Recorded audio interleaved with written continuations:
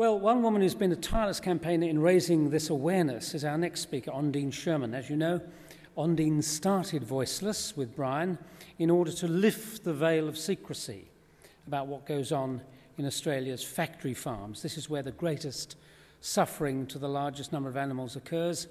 And it's all done behind closed doors. And in some countries, like the UK, it seems to be getting worse. Factory farms with 8,000 large animals. Quite incredible. Ondine has been campaigning for animals for so long as anyone can remember.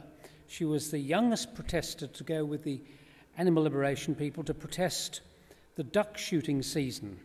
I've often wondered, how could anyone shoot Donald or Daffy or Daisy Duck? It's just amazing. Ondine would stand in the river amongst all the hunters saying, "Shoot me, don't shoot the ducks." Her parents would write sick notes to her teachers to explain her absence from school. Ondine is just as fearless in her campaigning today as she was back then, and tonight she's going to announce the recipients of this year's Voiceless Grants, awarded to the current generation of campaigners who are doing inspiring work to help animals right around Australia. Ladies and gentlemen, please welcome Ondine Sherman.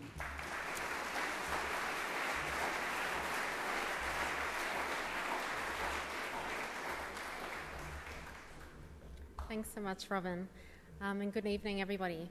I'm actually going to introduce the video presentation from Hugo Weaving. As you know, Hugo has been a Voiceless Ambassador right from the start. When Dad and I were on our way back from the animal rights conference we went to in LA in 2003, which was the catalyst for starting Voiceless, we bumped into Hugo on the plane. Dad's head was filled with all of this traumatic knowledge, and much to my embarrassment, and I kept kicking him under the seat, he accosted Hugo and bombarded him with information until he agreed to be our ambassador. We hadn't started Voiceless then. Hugo is a very enthusiastic supporter of the work we do.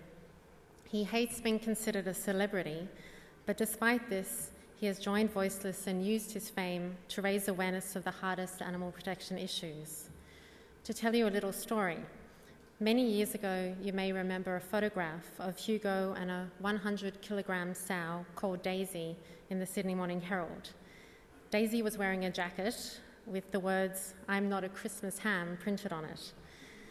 Daisy was brought to my then apartment in Bronte on the back of animal rescuer Pam Ahern's truck all the way up from Victoria. Daisy had been in the film Charlotte's Web and then mistakenly returned by the crew to a factory farm. Luckily, she was rescued and joined the team of Pam Ahern's lucky animals on her sanctuary. So Pam, Hugo, Brian, the Sydney Morning Herald photographer and I could not for the life of us convince Daisy to go down the long flight of stairs to get to the green patch of grass in front of my building where the photograph was going to be taken.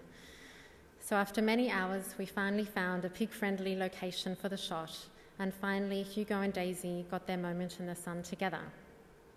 Hugo was a great support, and that image and associated article about the cruelties of pig farming was one of the first times, and this was back, I think, in 2005, that the issue was brought to the attention of mainstream Australians.